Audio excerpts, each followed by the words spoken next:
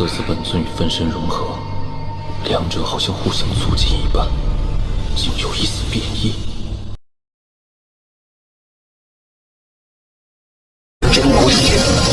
Ketika kuil guntur surgawi terbuka, langit menjerit dengan guntur surgawi. Sambaran guntur ini bukan sekedar petir biasa, mereka adalah penunjuk jalan, kunci gerbang. Setiap orang yang memiliki tungku guntur akan diseret oleh petir itu menuju alam tersebut.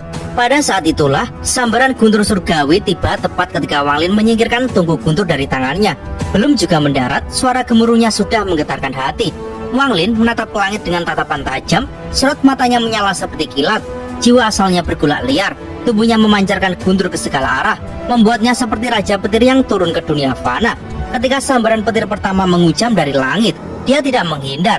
Dia membuka mulutnya dan melahap petir itu. Pemandangan itu benar-benar mengguncang. Langit yang semula terang memburam, awan mendidih dan angin menjerit. Guntur yang mestinya menghancurkan, malah ditelan Wang Lin hingga dunia seperti redup kehitaman. Tubuhnya bergetar hebat, seperti dipukul oleh kekuatan dewa kuno. Wang Lin terbental jatuh dari langit, menghantam tanah bak layang-layang putus. Tubuhnya menghunjam bumi dengan suara ledakan, menciptakan kawah besar. Petir yang meluap dari tubuhnya membentuk badai selebar 5 km. Ledakan demi ledakan meletus di tubuh Wang Lin. Energi petir menghancurkannya lebih dalam ke dalam tanah. Namun matanya terpejam rapat. Jiwanya tidak menyerah. Jiwa asalnya menyerap petir surgawi seperti pemangsa haus darah. Mantra asal gunturnya aktif, mengekstrak energi asal dari dalam guntur. Adegan itu laksana danau petir yang menggeliat di dalam asteroid. Guntur di langit terus bergemuruh, seolah menegaskan keagungan surgawi yang tak bisa ditantang. Tetapi setelah sambaran itu, awan petir mulai menipis, memudar dari langit. Di dasar kawah, Wang Lin perlahan membuka matanya. Sorot matanya menyalakan kilat, sekaligus binar kegembiraan. Dia menjilat bibirnya. Energi asal di dalam guntur surgawi ini beberapa kali lebih padat daripada di danau guntur yang pernah ia gunakan. Tapi tubuhnya sudah diambang batas. Energi asal yang melimpah membuat kultivasinya menggeliat liar. Namun Wang Lin tidak berhenti. Dia melompat dari kawah, menampar tas penyimpanan dan memunculkan kembali tungku guntur. Awan guntur yang sempat bubar tiba-tiba berhenti menghilang. Mereka berkumpul lagi, padat, berat, lalu brak. Sambaran guntur surgawi kedua menukik. Wang Lin tertawa pendek. Sekujur tubuhnya remuk oleh sambaran petir pertama. Jiwa asalnya hampir terkoyak, tetapi dia malah menyingkirkan tungku guntur lagi. Dia menatang langit. Dia menelan sambaran kedua. Guntur meledak ke seluruh planet. Suaranya membuat tanah bergoncang. Para kultivator terkejut ketakutan. Wang Lin jatuh lagi. Kali ini langsung duduk bersila.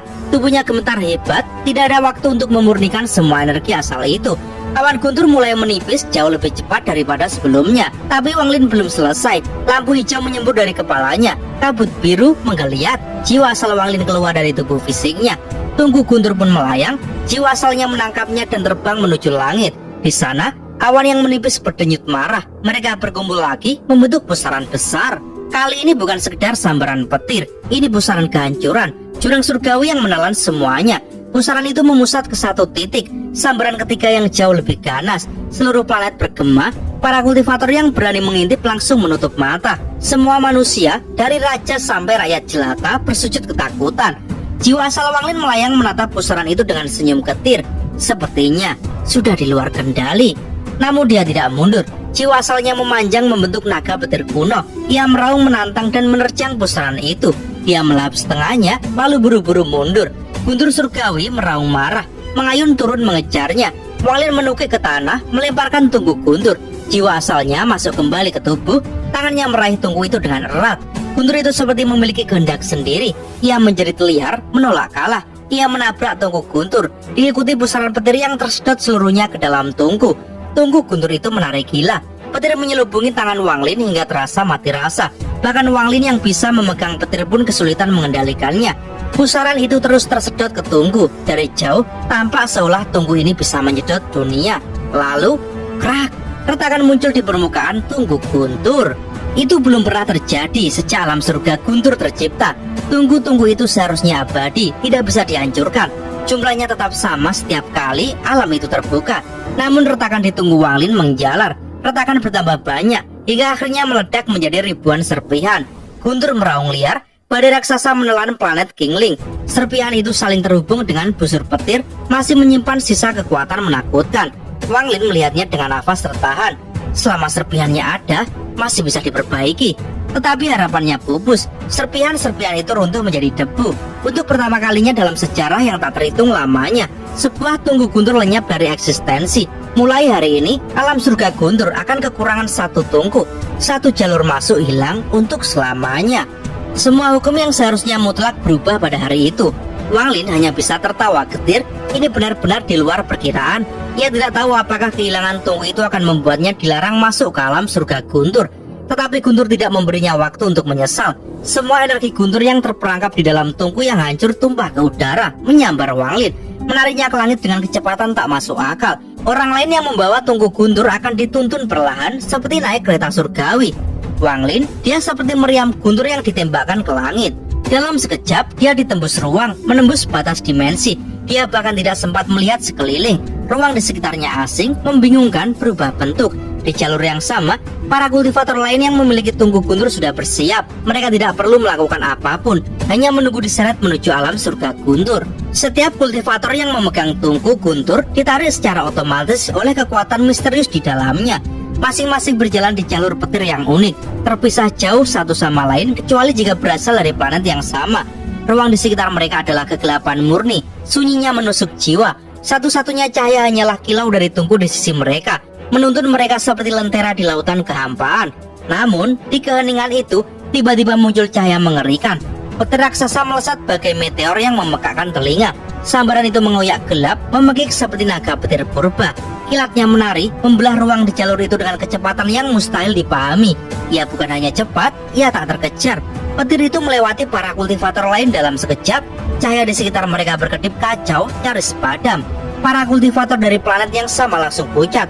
Mereka sempat melihat kilat menyilaukan itu melintas, lalu menghilang tanpa jejak. Yang tersisa hanyalah rasa ngeri. Apa itu? Gemam salah satu dari mereka dengan suara gemetar. Sementara itu, Wang Lin berada di dalam petir yang melaju seperti meteor. Kecepatannya begitu ganas sehingga dia bahkan tak berani membuka matanya. Rasanya seakan tubuhnya dipalu dari dalam. Cekungan dan luka menganga muncul di dagingnya.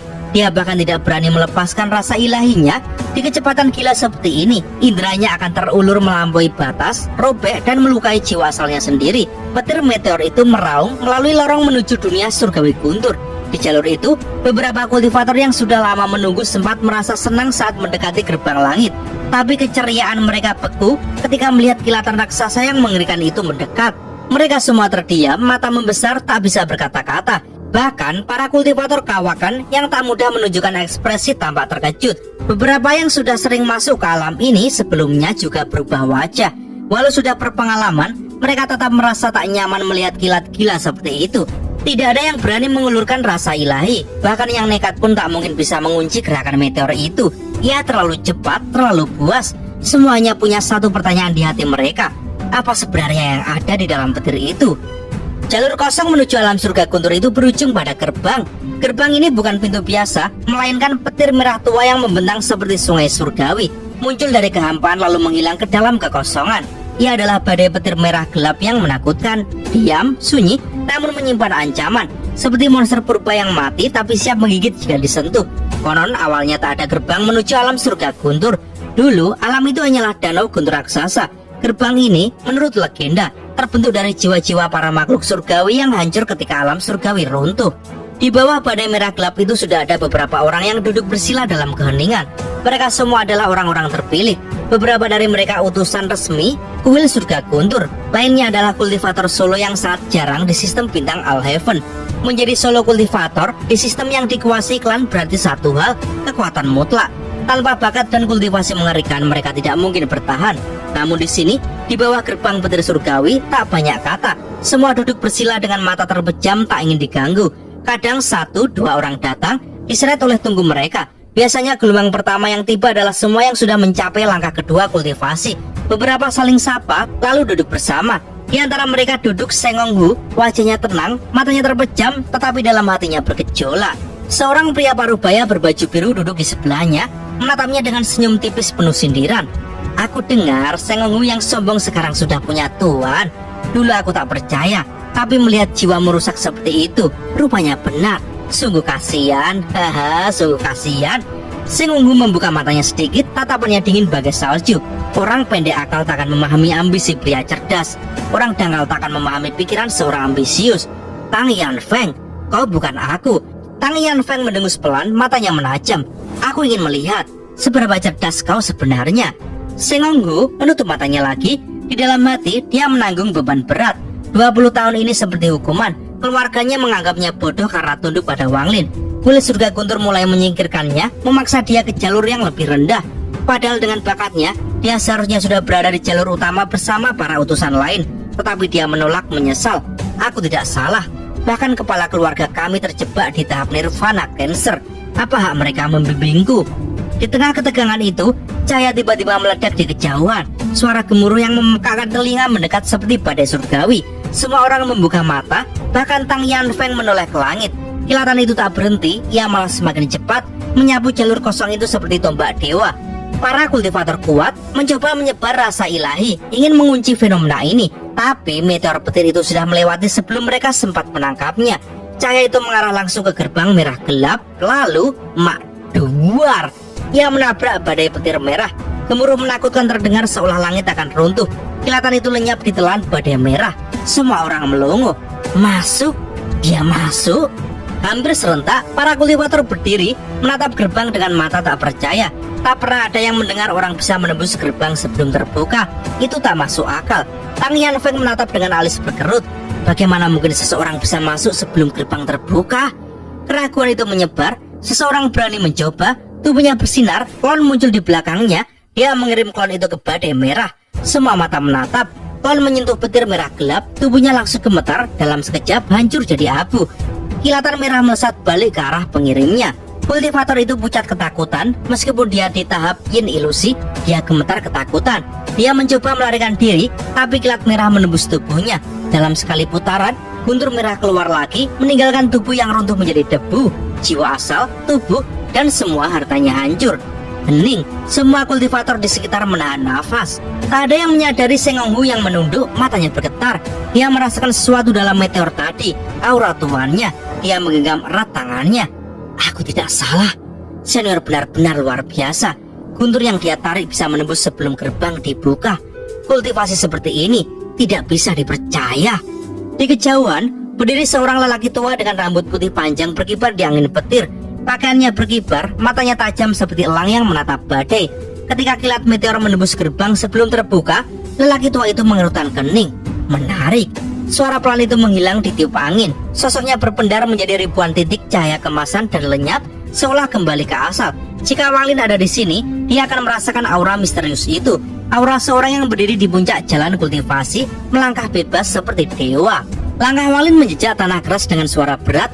Lorong sempit itu akhirnya berakhir pada sebuah celah besar yang menganga seperti mulut raksasa. Ia berdiri di ambang pintu batu menatap ke dalam. Apa yang terbentang di hadapannya bukan lagi terowongan sempit, melainkan sebuah ruang bawah tanah kuno dengan kubah batu melengkung tinggi. Awan petir bergulung di langit-langit seperti pusaran badai kecil, memancarkan kilat biru yang meliuk bagai naga. Di tengah ruangan itu ada kolam bundar berisi cairan biru yang berkilat, petir cair. Di atas kolam itu berdiri sebuah altar batu hitam, diukir dengan pola kuno yang penuh bekas sengatan petir. Begitu Wang Lin melangkah ke dalam, petir di udara meraung. Energi guntur surgawi terasa menekan, membuat udara seolah membeku. Bahkan jiwa asal Wang Lin bergidik. Dia memandangi altar itu lama, matanya menyipit. Tempat ini bukan bagian biasa dari kuil guntur surgawi. Ini peninggalan zaman kuno sebelum alam surgawi runtuh. Wang Lin mengangkat tangannya pelan, indera ilahinya menyapu altar itu, tapi langsung terpental mundur, memicu percikan petir di sekelilingnya. Energi asal di tempat ini begitu pekat dan liar, seperti makhluk hidup yang menolak disentuh. Tiba-tiba, suara dengung rendah memenuhi ruangan. Air petir di kolam mendidih, gelembung-gelembung biru meledak pelan, memancarkan bunga api petir ke segala arah. Zzz, sosok samar bangkit dari tengah kolam. Itu bukan manusia, melainkan bentuk humanoid murni dari petir. Siluetnya berwarna biru keunguan, wajahnya kabur tanpa fitur jelas, namun dari tempat matanya, dua cahaya ungu menyala tajam. Ketika entitas itu menoleh padanya, Wang Lin merasakan tekanan luar biasa menimpa, bagai dipaku ke lantai batu. Jiwa asal di dalam dantian Wang Lin meraung marah, memancarkan guntur dari tubuhnya untuk menahan tekanan itu. Roh penjaga? Wang Lin menghela napas perlahan, atau sisa kehendak yang menolak dia ambil. Entitas itu mengangkat tangan kanannya. Di telapak tangannya ada simbol kuno yang sama persis dengan ukiran di altar. Ruangan itu seketika meledak dalam sorot cahaya petir. Awan petir di langit-langit berputar cepat, kilat saling bertubrukan, menjerit bagai binatang buas. Dari tangan entitas itu memancar sinar petir surgawi yang melesat ke arah Wang Lin. Duar! Sinar itu seperti bilah besar petir yang membelah udara menghantam Wang Lin. Tapi Wang Lin telah mengangkat tangan kanannya.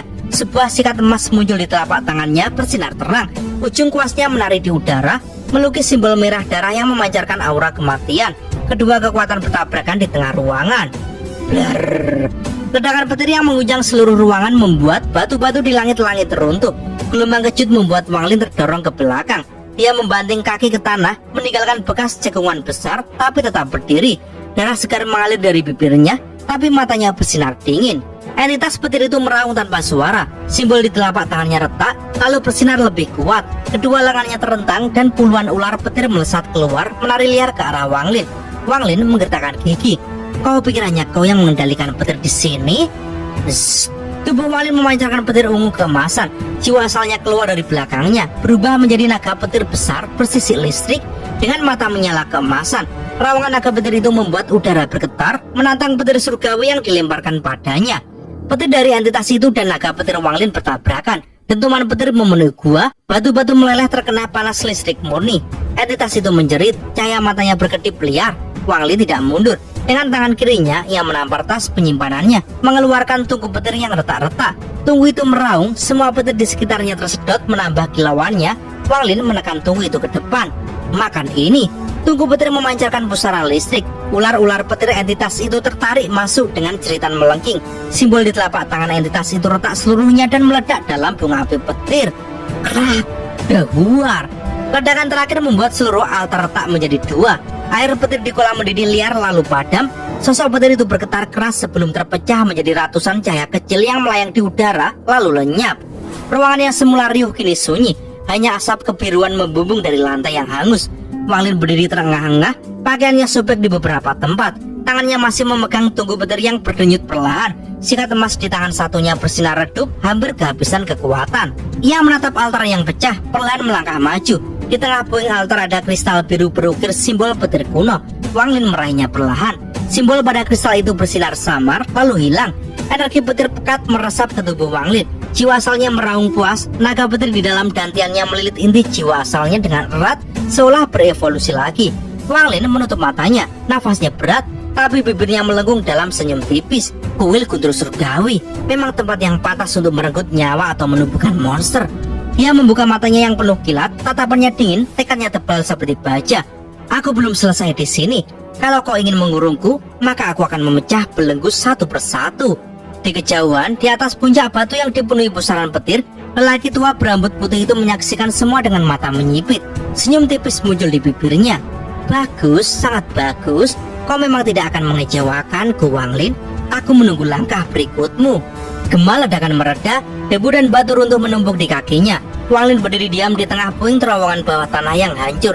Matanya bersinar tajam menembus gelap. Ia mengusap darah di sudut bibirnya. Nafas terengah namun stabil. Tempat ini memang dijebak dengan cermat, tapi bukan berarti aku akan pasrah. Suara gemuruh masih terdengar pelan, sisa-sisa runtuhan yang berjatuhan. Wang Lin mendongak, menatap jalur yang terbuka di atas kepalanya akibat guncangan hebat.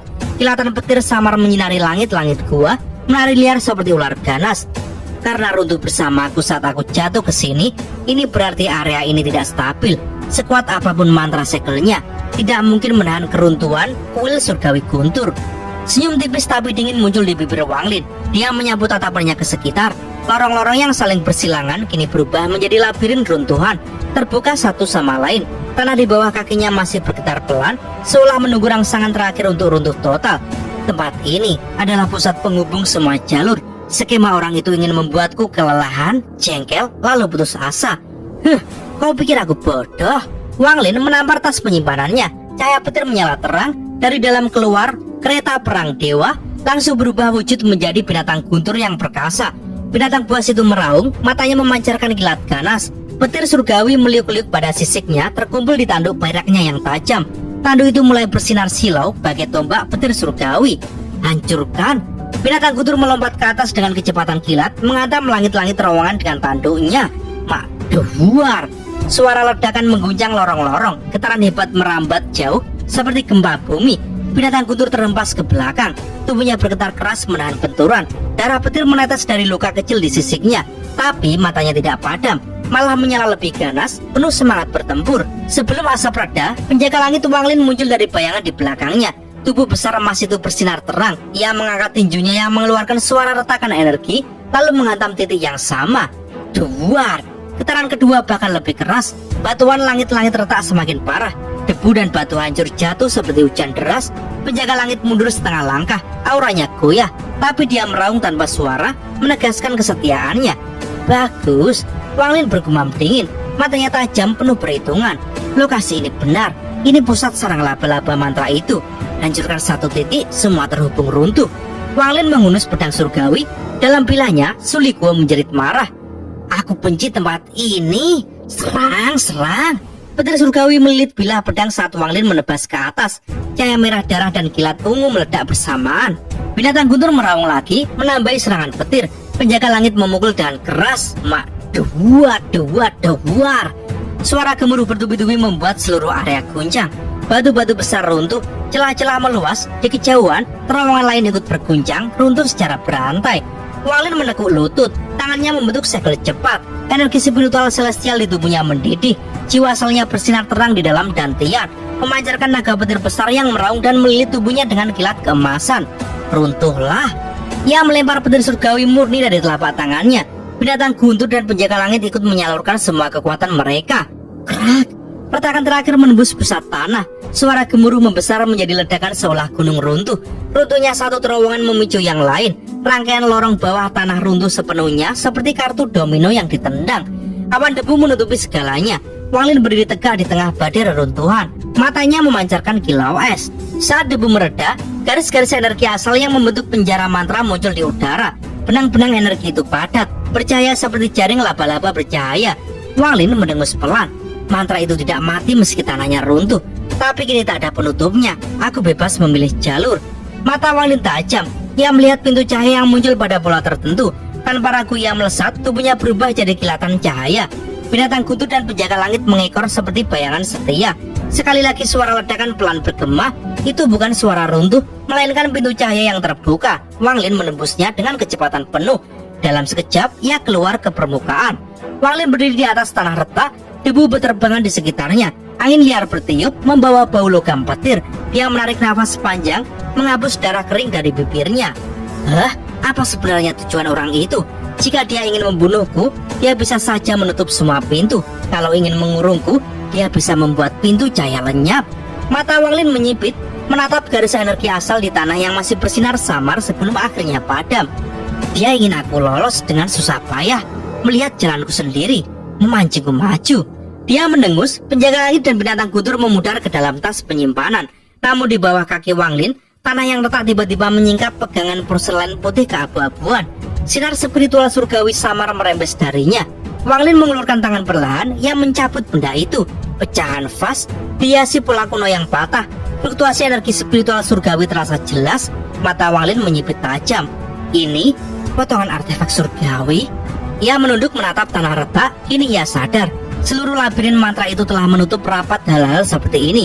Baru setelah ia hancurkan dengan kekerasan dan runtuhkan terowongan, benda-benda itu terungkap. Jadi itu alasannya, menjeratku ke tengah labirin, memaksaku menghancurkan pusat mantra, membuka segelnya, memaksa aku menemukan benda-benda ini. Saat ia menatap pecahan vas itu dengan hati-hati, langit mendadak berubah kelam. Dari kejauhan, cahaya hitam yang pekat muncul, bergulung seperti asap iblis. Angin kencang bertiup, menderu seperti ratapan ribuan jiwa. Cahaya hitam itu memadat menjadi tombak panjang yang menunjuk langsung ke Wanglin. Suara menggema dari balik kabut hitam, dingin dan angkuh. Junior di depan, tinggalkan benda di tanganmu dan nyala dari sini. Jika tidak, mati.